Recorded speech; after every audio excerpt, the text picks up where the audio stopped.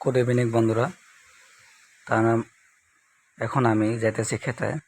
আমার 0 টাকার ক্ষেত, ধান কাটা গাড়ি আইছে। তো মানুষে চিকরি চিকরি বাজাইছে, কি হয়েছে কি হয়েছে, কি বস্তু আইছে ক্ষেতত। তো আমি ভাবতেছি আমিও যাই অল্প দেখে আহি। তো সেখানে আমি রওনা হলাম। তো আপনারা দেখতেই আছেন আমি মাকড় ক্ষেতের মাঝে যাইতেছি। তো আমি ধান ক্ষেতটা পাইলাম। ওই ধান ক্ষেত ই মাথার পরান ধান কাটিয়ে আইতেছে, ধান কাটা মেশিন। কি সুন্দর কি ধান কাটিয়ে আইতেছে, আপনারা দেখতেছেন। এই দেখেন ধান কি সুন্দর করে ধানটা হালাই নিতেছে সামনে দিয়ে।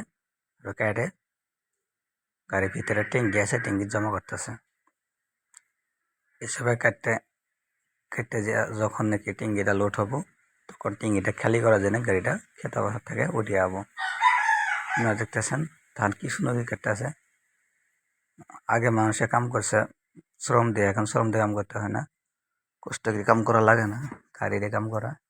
সব টেকনোলজি উন্নত হওয়ার জন্য এরকম হয়েছে। কি সুন্দর টেকনোলজি দেখেন। এই টিঙ্গি লোড হচ্ছে, এখন ধানটা নামাই দিতেছে।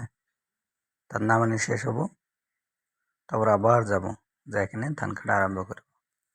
দেখেন আপনারা কি সুন্দর ধান নামাতে আছে। হাতে সুরাও না হলা, পাইপটা দিকে লেগে দিছে আর ধানগুলা নামাতে আছে।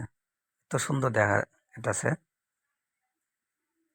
যেই কাম নাকি 5টা কামলা সারাদিনে করবো, ওই কাম 10 মিনিটে শেষ করব। এত উন্নত টেকনোলজি। টেকনোলজির ধারণা বহুত।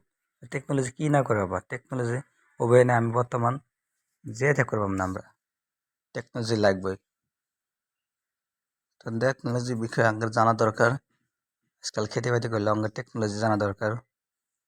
তো আপনারা দেখেন কি সুন্দর করে ধানগুলো নামে প্রায় শেষই হলো।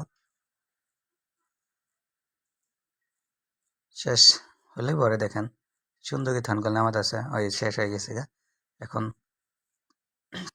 পাইপটা গুছাই নেব, নাকি না আবার ক্ষেতত রওনা হব।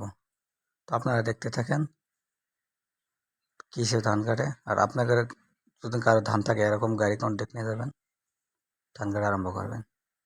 খুদা হাফিজ।